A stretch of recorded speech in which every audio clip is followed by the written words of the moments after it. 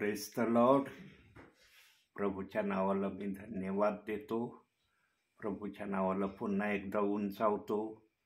मान, महिमा, गौरव, सन्मान, स्तुती सर्व जिवंत देवाला देतो.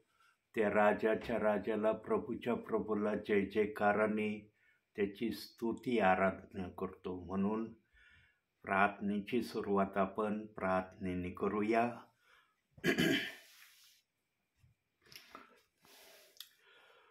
सारे जहां में तुझसा कोई नहीं, तुझको छोड़ कोई प्रभु है ही नहीं। घुटने में टेकू बस तेरे सामने, तू है मेरा प्रभु, तू मेरा खुदा। Hallelujah, hallelujah, hallelujah, hallelujah, hallelujah, hallelujah. हो तेरी स्तुति और आराधना करता हूँ मैं तुझसे ये प्रार्थना। महिमा से तेरी तू इस जगह को भर, जो तू चाहे तू यहाँ पे कर। Hallelujah, hallelujah, hallelujah, hallelujah,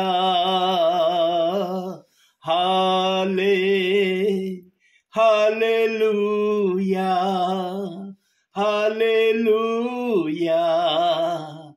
hallelujah, hallelujah,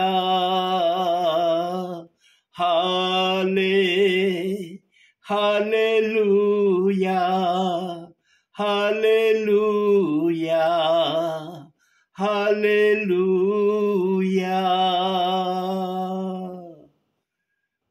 hallelujah, hallelujah, hallelujah. Praise the Lord, praise the Lord. Glory Jesus, glory Jesus, glory Jesus. Thank you master, thank you Lord. Hallelujah, hallelujah, hallelujah. Wonderful Jesus. Hallelujah, hallelujah. स्वर्गीच्या बापा, तुझ्या नावाला धन्यवाद देतो, तुझ्या नावाला उंचावतो. मान, महिमा, गौरव, सन्मान, स्तुती तुला देतो माझ्या बापा.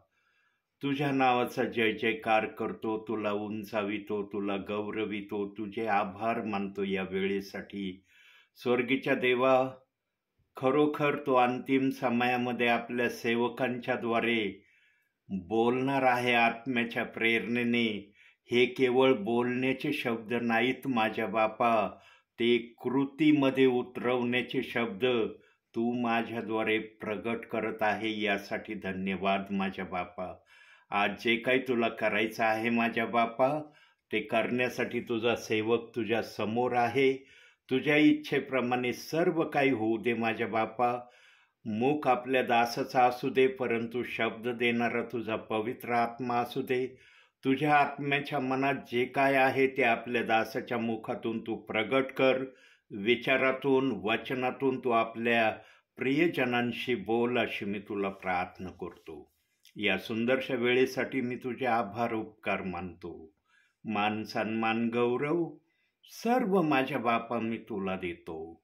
धन्य तारणारा प्रभू येशू ख्रिस्त त्याच्या प्रिय आणि गोड नावानं मागतो, म्हणून तो ऐक माझ्या बापा. आमेन. प्रियांनो, बायबलमध्ये एक वचन लिहिलेलं आहे आणि त्या वचनात देवबाप बोललेला आहे. काय बोललेला आहे? मत्तेकृत शुभवर्तमान याचा 24वा अध्याय 22वे वचन.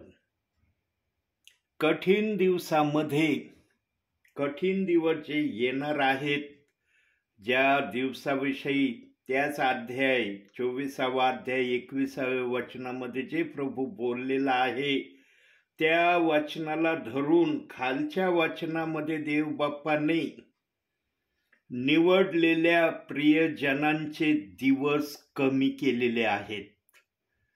आता दिवस कमी केलेले आहेत याचा अर्थ काही जणांच्या मनात असं येईल की काही प्रियजन या जगाला सोडून जाणार आहेत, लवकरच प्रभू त्यांना या जगातून काढून घेईल मरणाच्या द्वारे, असा विचार काही जणांच्या मनात येऊ शकतो. परंतु देवबाप आमचा असा नाही. देवबाप्पाने जर निवडलेल्यांचे दिवस कमी करण्याचे ठरवलेलं आहे तर हे कधी होणार आहेत कमी? कोणत्या वेळेत होणार आहेत? तो समय येणार आहे याची चाहूल काय असू शकते? सगळं देवबाप वचनातून प्रकट करतो, तो वचनातून दाखवतो आणि विचाराच्या माध्यमातून ते बोलण्याची इच्छा दाखवतो.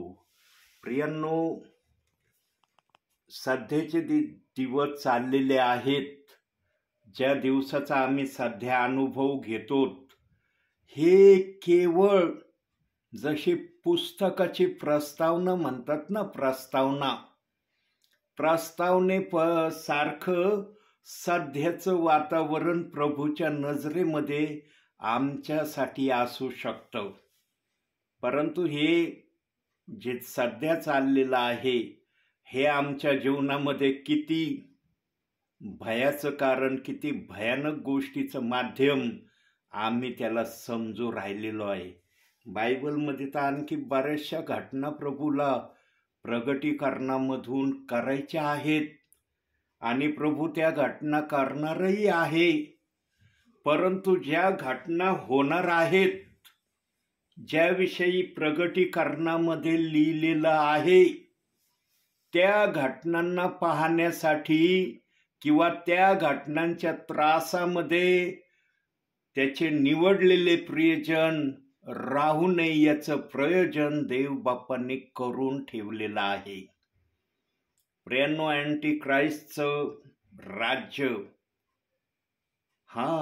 त्याचं राज्य 7 वर्षाचं येणार आहे आणि त्या 7 वर्षाच्या राज्यामध्ये तो सर्व काही आहे, त्याची सर्व काही सत्ता आहे, तो म्हणेल तेच सर्व काही होणारही आहे. त्या घटिकेला, त्या समयाला निवडलेल्या प्रियजनांना पाहण्याची संधी नाही. त्या घटनेच्या अगोदरच निवडलेले प्रियजन उचलले जाणार आहेत, त्यांचं रॅप्चर होणार आहे. म्हणून तिथं शब्द दिलाय की निवडलेल्यांसाठी त्या समयात ते दिवस कमी केले जातील. दिवस कमी करण्याचं कारण पवित्र आत्म्याजवळ आहे. तो निवडलेल्या प्रियजनांना अँटी क्राइस्टच्या काळामध्ये त्याच्या सत्तेखाली राहू देणार नाही. निवडलेले प्रियजन प्रभूचे वारिस आहेत, प्रभूचे लोक आहेत, प्रभूची संतान आहे, प्रभूचं सर्व काही ते आहेत. आणि जे प्रभूचं सर्व काही असतं ना प्रियांनो, तो प्रभू कधीही दुष्टाच्या अधिकारामध्ये निवडलेल्यांना ठेवू शकत नाही. म्हणून तिथं वचन दिलंय की निवडलेल्यांसाठी ते दिवस कमी केले जातील. आमची फार काळजी घेण्याचं प्रभूंनी ठरवलेलं आहे प्रियांनो. पण आज सगळेच म्हणतात माझी काळजी प्रभू घेतो. प्रियांनो, मान्य तुमचा शब्द तुम्ही उच्चारता, मान्य तो. मग देव बाप्पाने बायबलमध्ये बोलवलेले आणि निवडलेले पण लिहिलेलं आहे. मग बोलवलेले कोण आहेत? कोणाला बोलवलेले म्हणता तुम्ही? प्रभूंनी तर वचन दिलेलं आहे. मत्तेय 22वा अध्याय 14व्या वचनात सांगितलंय प्रभूंनी, बोलवलेले पुष्कळ आहेत पण निवडलेले थोडे आहेत. कस काय निवडलेले तुम्हाला कळतील?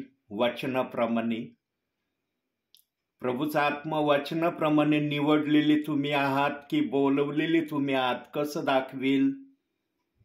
प्रियांनो, मागील संदेशामध्ये पवित्र आत्म्याने माझ्या मुखातून बऱ्याच वेळेस निवडलेले आणि बोलवलेले या संदर्भात त्याच्या समयामध्ये पवित्र आत्मा माझ्या मुखातून बोललेला आहे.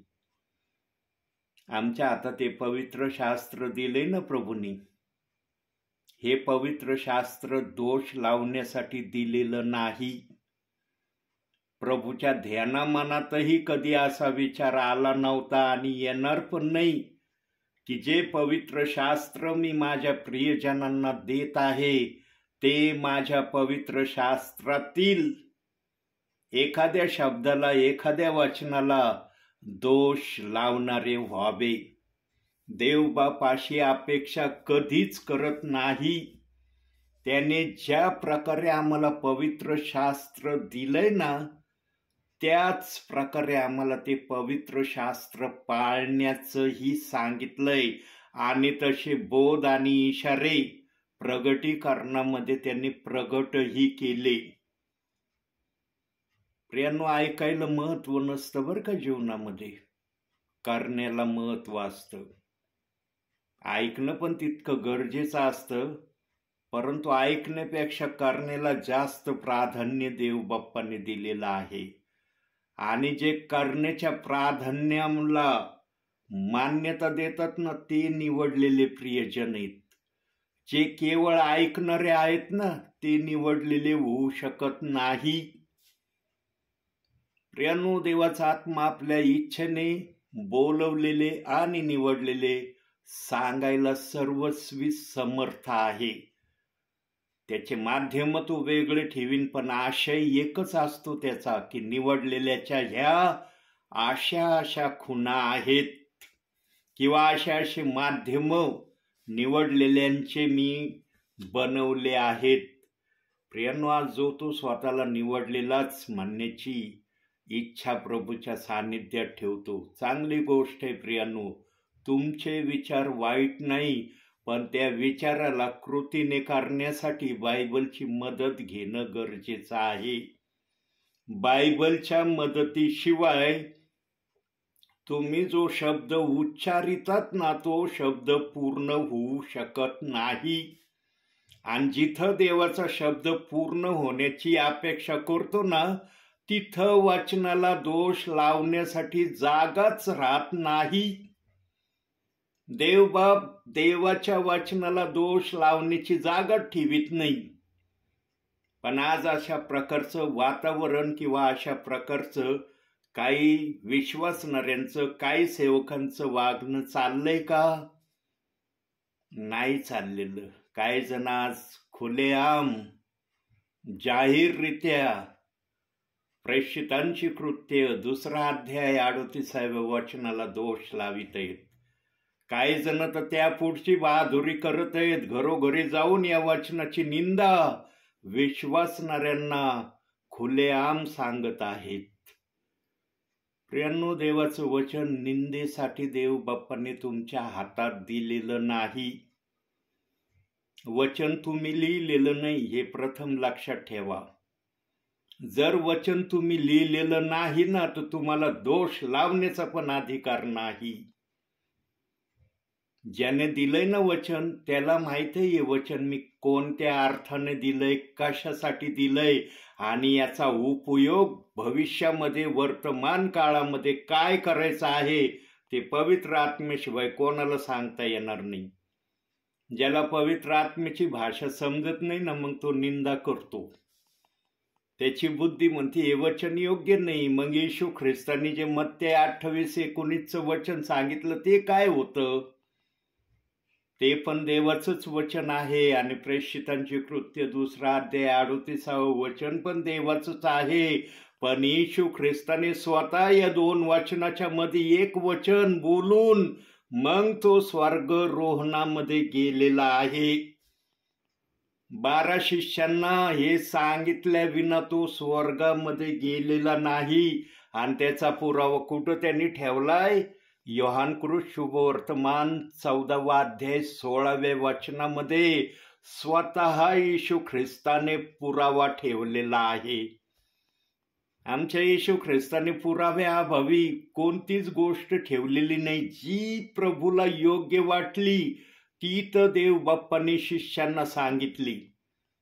जी योग्य नाही वाटली ती गोष्ट प्रभूने गुप्त ठेवली. म्हणून कलसे 1:26 मध्ये प्रभू म्हणतो, जे गुज युगानुयुग पिढ्यानपिढ्या गुप्त ठेविले होते आता त्याच्या पवित्र जनांना प्रगट झाले आहे, ते वचन आहे. देवबाप वचनच प्रगट करतो, अन्य दुसरं काही प्रगट करत नाही. पण तो सर्वांवर प्रगट नाही करता. त्याने शब्द दिले पवित्र जनांवर ते प्रगट केलं जाईल. मग ते पवित्र जन कोण आहेत ना ते तुम्हाला माहिती नाहीये. तुम्ही स्वतःला नेहमी म्हणतात मी पवित्र जन आहे. देव म्हणला पाहिजे तुम्ही पवित्र जन आहे, तर त्याला किंमत आहे, महत्व आहे, त्या शब्दाला वजन आहे. तुमच्या बोलण्याने काय होऊ शकत नाही. आज बघा, जो तो स्वतःला निवडलेलाच म्हणतोय. प्रभूच्या नजरेमध्ये आहे का सर्वजण निवडलेले? जर सर्व निवडलेले प्रभूच्या नजरेत असते तर मग प्रभूने बोलवलेला हा शब्द बायबलमध्ये ठेवलाच नसता. प्रभू म्हणला असतं सगळेच निवडलेले झालेले, बोलवलेला कशाला ठेवू बायबलमध्ये? बोलवलेल्यांच्या ना काही गोष्टी वचनातून देव बाप्पाने प्रगट केलेल्या आहेत. वचनातून आणि पवित्र आत्म्याने त्या फोडून सांगितलेल्या आहेत बदामासारख्या. पवित्र आत्म्याला जसं सांगणं योग्य वाटलं तसं पवित्र आत्म्याने माझ्या मुखातून वेळोवेळी या वचनाविषयी दाखवलंय आणि बोललाय. प्रियांनो, ऐकून शहाणा होण्यामध्येच विश्वासणाऱ्याची आणि सेवकाची धन्यता आहे. त्याला वादविवादामध्ये, त्याला कुरकुरीमध्ये, त्याला देवाला न मान्य होणाऱ्या गोष्टीमध्ये परिवर्तित करणं, यामध्ये त्या विश्वासणाऱ्याची, सेवकाची धन्यता कधीच होऊ शकत नाही. जो पवित्र आत्म्याच्या प्रेरणेने बोलतो ना, तो आपल्या मनातलं कधी सांगू शकत नाही. तो इतका ज्ञानी असू शकत नाही की मनातलं वचन घेऊन तो तुम्हाला सांगल. पण आज हे वाक्य बोलायला काही जण घाबरत नाही. ज्यांना भय नसतं ना तेच असं बोलू शकतात. ज्यांना भय असतं ना ते कदापि असे शब्द मुखात आणायचं तो सोडा, पण विचार पण करणार नाही. ज्याचं भय निघून गेलेलं असतं ना, निडर झालेले असतात ना, निडर, ज्याला भय नाही राहत, तेच असं काही करू शकतात. प्रभूने ना आम्हाला त्याच्या आखणीत राहण्याचा आदेश दिलेला आहे. आणि जो प्रभूच्या आखणीत राहण्याच्या आदेशाला मानतो ना, तो कधी आपले आदेश वचनाला धरून सांगण्याचा प्रयत्न करत नाही. तो बायबलच्या वचनाच्या आदेशाचा सन्मान करणारा असतो. प्रियांनो, आम्ही बायबलचं ऐकलं पाहिजे. बायबलच्या वाचनाला ना आमच्या फायद्यासाठी कधी उपयोगात आणलं नाही पाहिजे. अरे या वचनातून माझं फार फायदा होतो, मग या वचनातून मी जरूर काहीतरी बोलन. सगळे वचन पवित्र आत्म्याने आपल्या फायद्यासाठी लिहिलेले आहेत. त्याच्या फायद्यासाठी देव बाप्पाने हे वचन लिहिलेत. आमच्या फायद्यासाठी लिहिलेले नाही, त्याच्या फायद्यासाठी लिहिलेले आहेत.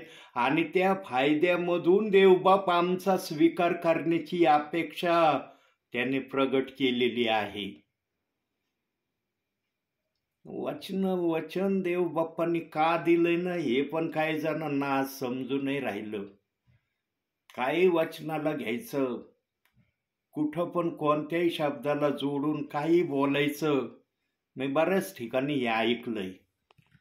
पवित्र आत्मा कधी गलत बोलत नाही. पवित्र आत्मा कधी आपल्या वचनाचा अपमान करीत नाही. कारण पवित्र आत्म्याला माहीत असतं हे वचन मी लिहिलेलं आहे. त्यामुळं पवित्र आत्मा कधीच आपल्या वचनाचा अपमान करणार नाही. आज जे कोणी देवबाप्पाच्या वचनाला दोष लावित आहेत वचनाच्या विरोधात चालत आहेत, सांगा प्रियांनो, ते निवडलेले असू शकतात का? असू शकतात का ते निवडलेले? होईल का त्यांचं रॅप्चर? प्रभू बोललाय की कठीण दिवसाच्या अगोदर निवडलेले प्रियजन यांचे दिवस कमी केले जातील. होतील का त्यांचे दिवस कमी?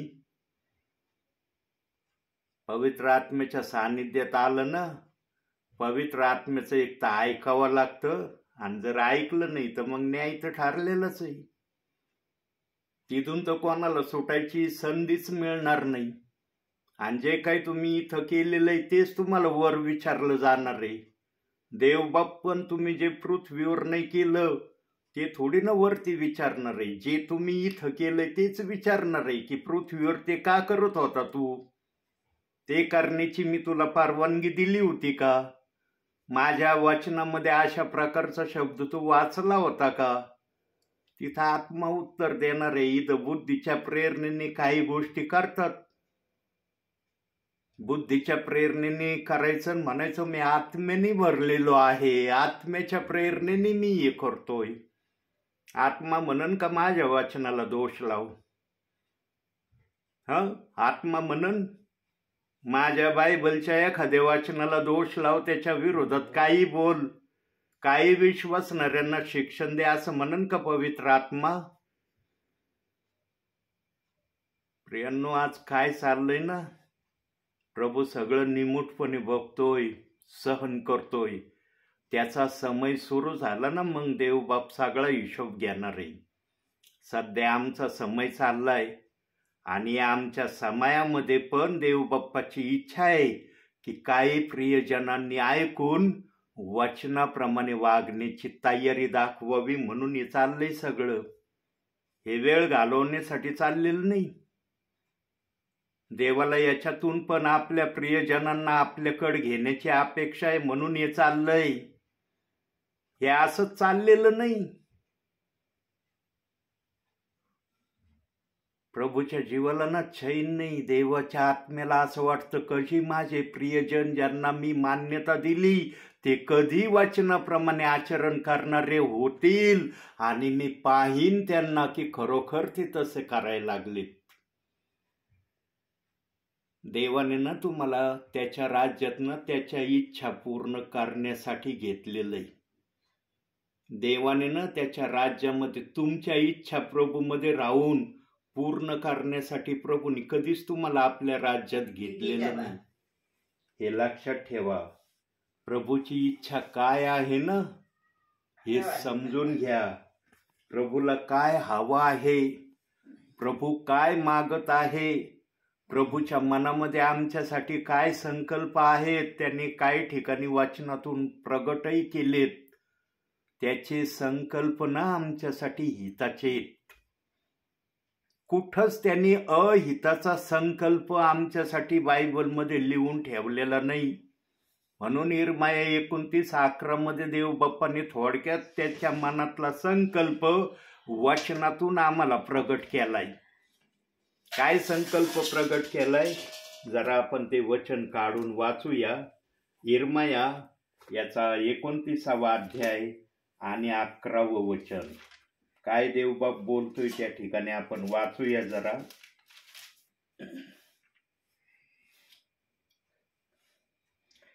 परमेश्वर म्हणतो, तुम्हाविषयी माझ्या मनात जे संकल्प आहेत ते मी जाणतो.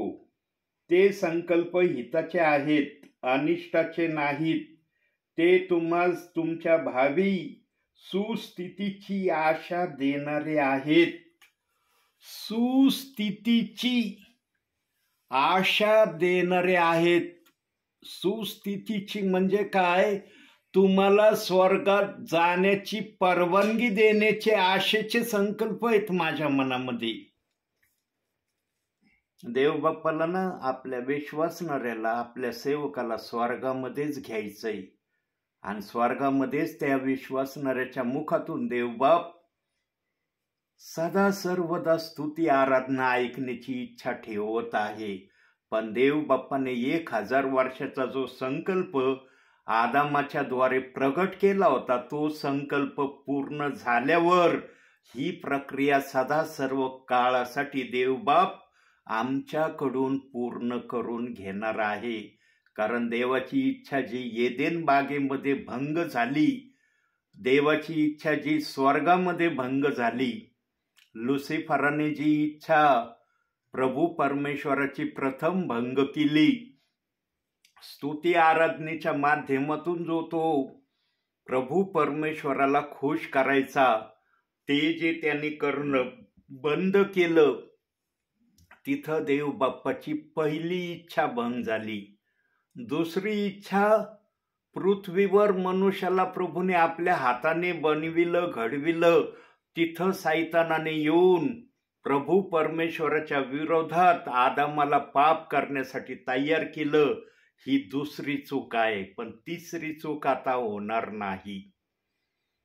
तिसरी चूक होण्यासाठी प्रभूने कोणत्याही प्रकारची संधी लुसिफरला, सैतानाला ठेवलेली नाही. तिसरी इच्छा प्रगटीकरण 20वा अध्याय 6व्या वचनाप्रमाणे देव बाप पूर्ण करून घेणार आहे आणि ती पूर्णही होणार आहे. पण या घटना होण्या अगोदर काही घटनांचं प्रावधान प्रगटीकरणामध्ये देव बाप्पाने प्रगट केलेलं आहे. काय प्रगट केलेलं आहे? पहिली घटना, प्रगटीकरण 9वा अध्याय 6व्या वचनात अतिशय अंगावर शहारे उभे आणणारी घटना. प्रगटीकरण 9वा अध्याय 6व्या वचनात देवबाप सांगत आहे. काय सांगत आहे आपण वाचूया ते वचन. प्रगटीकरण 9वा अध्याय 6वं वचन. त्या दिवसात मनुष्य मरणाचा प्रसंग पाहतील, तरी तो त्यास मिळणार नाही. मरावयाची उत्कंठा धरतील, तरी मरण त्याचपासून दूर पळेल. म्हणजे देवबाप्पाने जे मरणाचा शाप दिलेला आहे मनुष्यांना, तो शाप काढून घेतला जाणार आहे. आणि जेव्हा हा शाप काढून घेतला जाणार आहे, तेव्हा अतिशय भयानक महासंकटाचा समय सुरू होण्याची ती घंटा असणार आहे. आणि जेव्हा तो समय सुरू होईल महासंकटाचा, तेव्हा हे प्रियजन ओरडणार आहेत, आम्हाला मरण पाहिजे, आम्हाला जागायचं नाही. परंतु मरण त्यावेळेला त्यांच्यापासून दूर जाणार आहे, असं या वचनामधून देव बाप्पाला सांगायचं आहे.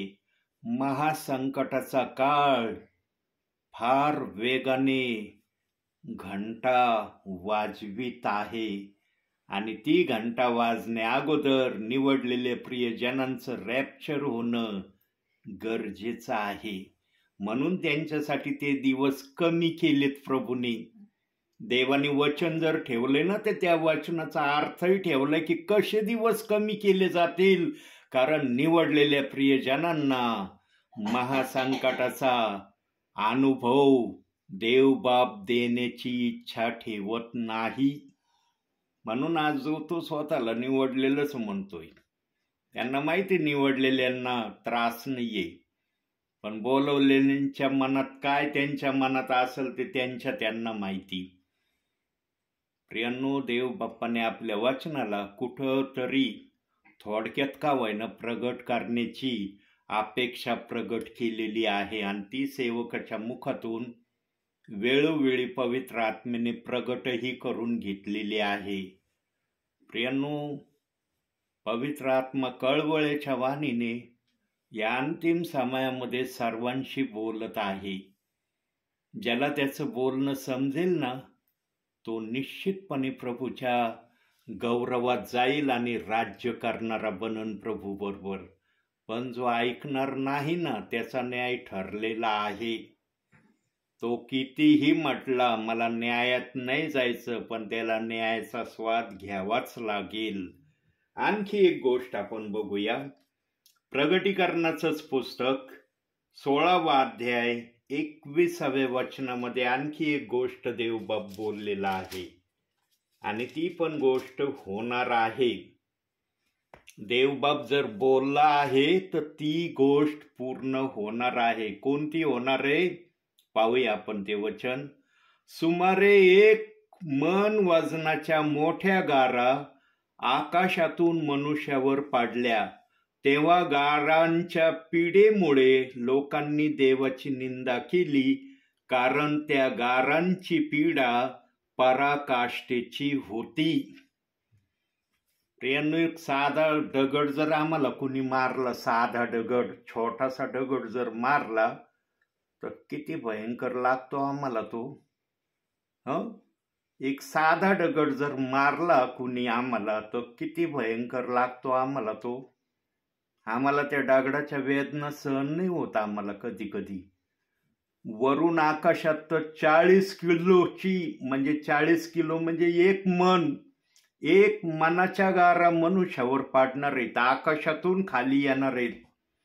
किती वेगाने येतील ते मनुष्याच्या अंगावर. पण त्या समयात मरण नसणार आहे, मरण नसणार आहे. म्हणून एवढ्या 1 मनाची गार जरी त्याच्या अंगावर पडली तरी तो मरणार नाही, पण ती गार त्याला वेदना जरूर देणार आहे. त्याच्या शरीराला वेदना झाल्याशिवाय राहणार नाही. म्हणून तिथं लोकांनी देवाची निंदा केली असं वाचनात सांगितलंय. त्यांनी त्या गारा पाडल्या, देवाची स्तुती केली नाही, निंदा केली, वाचनात लिहिलंय. कारण निंदा करण्यामागं काय कारण आहे? कारण ती गारेचा त्रास त्यांना मरण देऊ शकला नाही, म्हणून त्यांनी देवाची निंदा करणं पसंत केलं. पण देवासमोर नम्र होणं त्यांनी पसंत केलं नाही. मरण प्रभूंनी काढून घेतल्यानंतरच्या या घटना आहेत. न तर एक दगड जर आजच्या समयात कुणी कोणाला मारला, बघा काय होतंय, काय मनुष्याला त्या दगडाच्या वेदना जाणवतात. इथं तर आकाशातून 1 मनाची गार पाडणार आहे तरी तो मारणार नाही. का मारणार नाही? कारण देव मरण काढून घेणार आहे. म्हणून ते लोक पहिल्या वचनात बोलले आम्हाला मरण पाहिजे, पण देव बाप म्हणतो मरण तुमच्यापासून दूर पळून जाणार आहे. प्रियांनो, फार भयानक कठीण प्रसंग येणार आहेत. ते दस्तक देत आहेत की आता आम्ही येणार आहोत. पण ते येण्या अगोदर निवडलेले प्रियजन या भूतलावर थांबण्याच्या प्रक्रियेमध्ये देव बाप्पांनी त्यांना ठेवलेलं नाही. ते उचलले जाणार आहेत, त्यांचं रॅप्चर होणार आहे. मग त्या रॅप्चरामध्ये कोण कोण जाईल याचा आत्म्याच्या प्रेरणेने प्रत्येकाने देव बाप्पाला विचारणा करणं गरजेचं आहे. तुमच्या बुद्धीने ठरवू नका मी निवडलेला आहे म्हणून. देवाच्या आत्म्याच्या प्रेरणेने तुम्ही निवडलेले आहात याचं बक्षीस इथंच घ्या, म्हणजे तुमचं प्रभू बरोबर जाणं होईल. प्रभू तुम्हाला रॅप्चर मध्ये घेईल. प्रभूच्या योजना आणि आमच्या योजना याच्यामध्ये फार फरक आहे. म्हणून यशाया 55:8 मध्ये पण देवबाप बोलतो, ज्या तुमच्या कल्पना त्या माझ्या कल्पना नाहीत, आणि ज्या माझ्या कल्पना आहेत त्या तुमच्या नाहीत. प्रभूने वेळोवेळी बोध इशारे दिलेत असे काही वाक्य बोलणाऱ्या प्रियजनांसाठी की तुम्ही जे बोलतात ना ते होईलच याची खात्री मानू नका, पण मी जे बोलन ते झाल्याशिवाय राहणार नाही. म्हणून देवाच्या आज्ञेमध्ये राहून ते प्राप्त करून घ्या, म्हणजे त्या प्रकारे तुम्ही प्रभू समोर स्वतःला सादर झालेले दिसाल. स्वतःच्या मनाने काही स्वतःला नाव देऊन प्रभू समोर बोलू नका. प्रभूंनी त्या गोष्टीसाठी तुम्हाला बायबल दिलंय की या बायबलच्या वचनाप्रमाणे आचरण करणारे बना, म्हणजे तुम्ही निवडलेले व्हाल. प्रियांनो, काही शब्द बोलायचे प्रभूच्या वचनाला धरून की मी असा आहे, मी तसा आहे, पण प्रभू तसं म्हटलं पाहिजे. तुमच्या म्हणण्याला महत्व नाही, प्रभूच्या बोलण्याला महत्व आहे. म्हणून 1 मनाची गार मनुष्यावर पडणार आहे हे बायबलचं वचन आम्हाला प्रगटीकरण 16वा अध्याय 21व्या वचनामध्ये सांगत आहे. आणखी एका वचनाकडे जाऊया, पाहूया आणखी एक वचन आपण त्याच्यासाठी काढूया. प्रगटीकरणाचंच पुस्तक याचा 6वा अध्याय काढूया. आता 6व्या अध्यायामध्ये पण एक गोष्ट प्रभू बोललेला आहे, ती पण गोष्ट आपण बघूया. आणि ही गोष्ट शेवटची गोष्ट आहे. प्रगटीकरण 6वा अध्याय 16वं वचन, 16 आणि 17 दोन वचन आपण बघूया. आणि ते डोंगरास व खडकास म्हणाले, आम्हावर पडून राजसनावर बसलेल्या पुरुषाच्या तोंडापुढून व कोकऱ्याच्या क्रोधापासून आम्हास लपवा, कारण त्यांच्या क्रोधाचा मोठा दिवस आला आहे आणि त्याच पुढे कोण टिकेल. प्रियांनो, देव बाप्पाच्या जेव्हा क्रोधाचा दिवस येणार आहे, तुमचा निभाव लागन का? तेव्हा राहतान का धैर्याने सामर्थ्याने प्रभूच्या क्रोधासमोर तुम्ही उभे? एवढा सामर्थ्य राहील का तुमच्यामध्ये देवाच्या क्रोधासमोर उभं राहण्याची शक्ती तुमच्यात असणार आहे? मुळीच नसणार आहे. म्हणून सर्वांना प्रभू या ठिकाणी आमंत्रण देते की माझा क्रोध मी उतरवणार आहे. माझा क्रोध उतरल्याशिवाय राहणार नाही.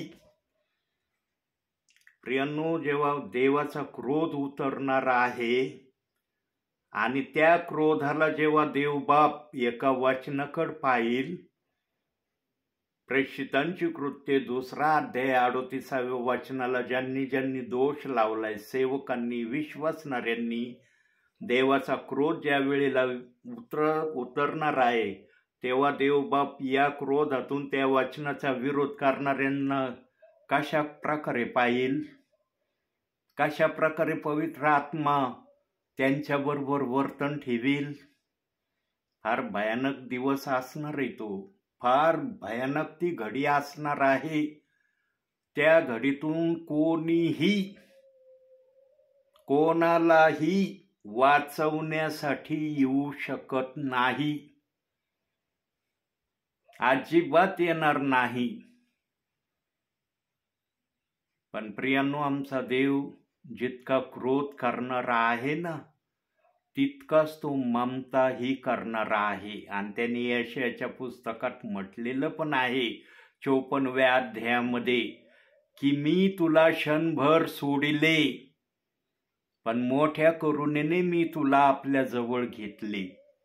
म्हणजे देवबाप क्रोधाने एखाद्याला शासन करतो, पण त्याच्यावर दया पण करणारा तोच आहे. अहो, जो दया करणारा आहे तो कोणाला नरकात टाकील का? आज नरकाची भाषा फार सोपी करून ठेवली काही जणांनी. काही झालं की नरक, काही झालं की नरक. त्यांना नरक म्हणजे काय वाटतंय, नरकाबद्दल त्यांच्या मनात काय कल्पना आहे त्यांनाच माहीत असेल. नरक इतकी डेंजर ठिकाण आहे ना, ते नाव काढलं तर अंगावर काटे उभे राहिले पाहिजे, इतकी भयानक जागा आहे ती नरक. आणि इतक्या भयानक जागेमध्ये ना, ज्याने आपल्या मुखाने येशू प्रभू आहे कबूल केले ना, त्याला देवबाप कधीच नरकात टाकणार नाही. देवाच्या मनातही कधी असा विचार येणार नाही की याला मी नरकात टाकावं. त्याला शिक्षा जरूर होईल, शिक्षा झाल्याशिवाय राहणार नाही, पण तो नरकात नाही जाणार.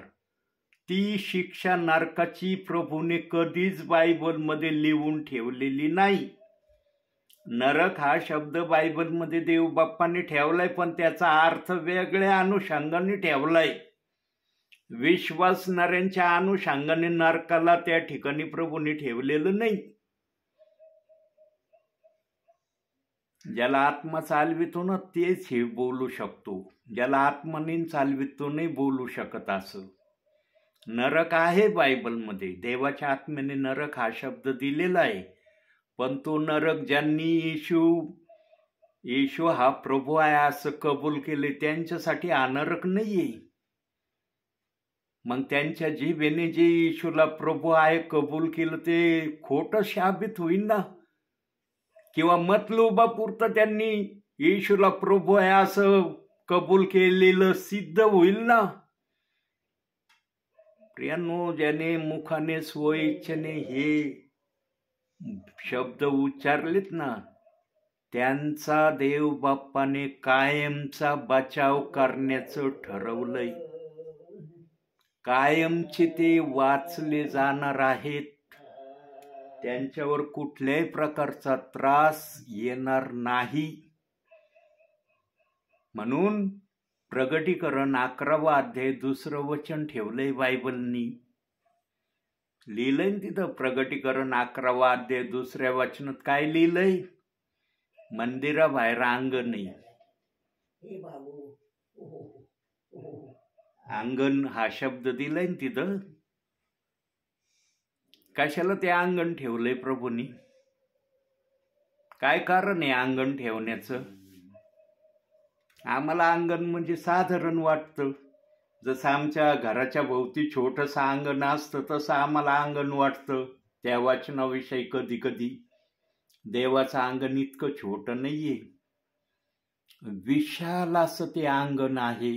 म्हणून योहान त्या अंगणाचं माप घेण्यासाठी टेप लावला त्यांनी. देवाचा आत्मा योहानाला लगेच म्हणला, पाद्म बेटावर अंगणाचं माप घेऊ नको, ते विदेशी लोकांसाठी राखून ठेवलंय. विदेशी लोकांसाठी आहे ते. विदेशी. आता विदेशी कोण आहेत प्रभूच्या नजरेमध्ये? प्रभू कोणाला विदेशी म्हणतो? प्रभूच्या शब्दाप्रमाणे विदेशी लोक कोण आहेत ते फक्त प्रभूला माहित आहे. आणि ते आम्हाला माहीत होण्यासाठी आम्हाला वरती जाण्याच्या प्रक्रियेमध्ये तिथं आम्हाला पण प्रत्यक्षरित्या कळणार आहे विदेशी कोण आहेत आणि प्रभूच्या राज्यामध्ये राज्य करणारे कोण आहेत. देवाचं वचन ना देवाच्या आत्म्याने सांगितल्याशिवाय आम्हाला समजू शकत नाही. देवाचा आत्मा आपलं वचन सांगायला सक्षम आहे, पण त्याने सर्वांना सांगायचं ठरवलेलं नाही. ज्यांना सांगायचं ठरवलेलं आहे ना त्यांना तो सांगितल्याशिवाय राहणार पण नाही. म्हणून त्यांनी पवित्र जन हा शब्द कलसेकराच्या पत्रामध्ये 1 अध्याय 26व्या वचनामध्ये ठेवलाय. ते पवित्र जन फक्त प्रभूला माहित आहे. आम्हाला माहित नाही कोण आहेत ते पवित्र जन. आणि जे पवित्र जन असतील ना ते बोलून दाखवणार नाही, करून दाखवण्याच्या प्रक्रियेने ते प्रगट होतील. आणि पवित्र आत्मा नेहमी आपल्या वचनाला आपल्या इच्छेने आपल्या विश्वासणाऱ्यांना सेवकांच्या द्वारे कळवितो. पवित्र आत्म्याला पण सेवकाची गरज लागते. म्हणून आम्हाला सेवक हे नाव दिलंय प्रभूंनी. देवाचे सेवक हे नाव आहे आम्हाला. आम्हाला हे नाव दिलंय का प्रभूंनी? हे माणसाचे सेवक आहेत. आम्ही सेवा करायला जरूर माणसाकडे जातो, पण देवाचे सेवक या नात्याने जातो. मनुष्याच्या नात्याने आम्ही जात नाही. देवाच्या सेवक या नात्याने मनुष्याकडे जातो आणि देवाच्या आत्म्यातून वचन पवित्र आत्मा तेथे सांगतो. प्रियांनो, देवाचं बोलणं फार वेगळं आहे. त्याच्या बोलण्याला ना कोणत्याही प्रकारे कोणीही आडविण्याची ताकद हिम्मत ठेवू शकत नाही. कारण देवाचा आत्मा आर या पार या भाषेमध्ये बोलणारा आहे. आत्म्याजवळ मिळमिळीत आणि चिळचिळीत बोलणं नाही. तो होय तर होय म्हणतो, नाही तर नाहीच म्हणतो. या शब्दाशिवाय पवित्र आत्म्याजवळ तिसरा शब्द नाही. म्हणून प्रियांनो, प्रभूचा क्रोध उतरण्या अगोदरच वचनाचे जर तुम्ही दोषी झालेले असताल, एखाद्या वचनाला दोष लावून किंवा त्या वचनाविरुद्ध बोलून किंवा एखाद्या शब्दाला काहीतरी कुरकुरीचं माध्यम करून तुम्ही देवाच्या नजरेमध्ये जर दोषी ठरलेले असाल तर तुम्हाला पश्चाताप करून, क्षमा मागून, कबूल करून देव बाप्पाच्या इच्छेप्रमाणे वागण्याची संधी देण्याची प्रक्रिया देव बाप्पाने आजही ठेवलेली आहे. आणि या प्रक्रियेला प्रगट करण्यासाठी हे चाललेलं आहे जे तुम्ही ऐकत आहात. हे असंच ऐकवलं जात नाही तुम्हाला. याच्या मागे फार मोठा देव बाप्पाचा उद्देश, हेतू आहे. देवबाप जे पण करतो ना त्याच्या मागे काही ना काय आशय असल्याशिवाय नाही करत. आणि मला कळवल्याशिवाय तो, मला पण बोलता येत नाही, तो कळवतो हे बोलायचंय तुला.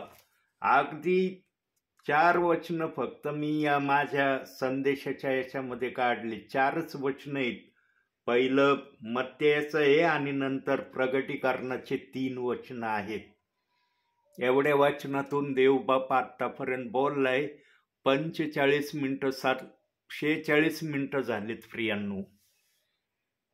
एवढ्या 4 वचनांना सांगण्यासाठी 46 मिनिटाचा वर वेळ पवित्र आत्म्याला खर्च करावा लागला. आणि एवढा वेळ पवित्र आत्मा सेवकाच्या मुखातून बोललेला आहे.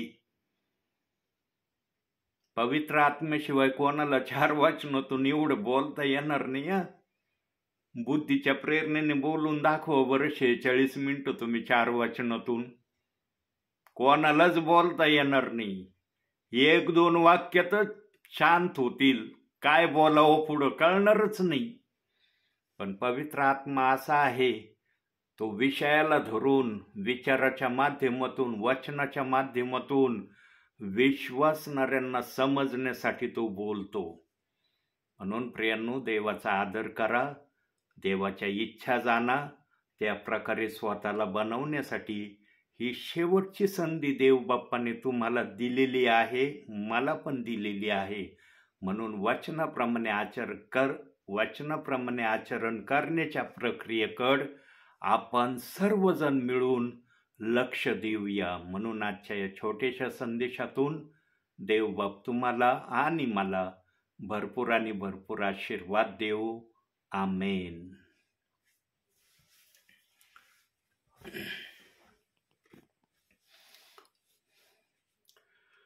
धन्यवाद के साथ स्तुति गाऊंगा, हे यीशु मेरे खुदा. उपकार है तेरे बेशुमार, कोटि कोटि स्तुति धन्यवाद. धन्यवाद के साथ स्तुति गाऊंगा, हे यीशु मेरे खुदा.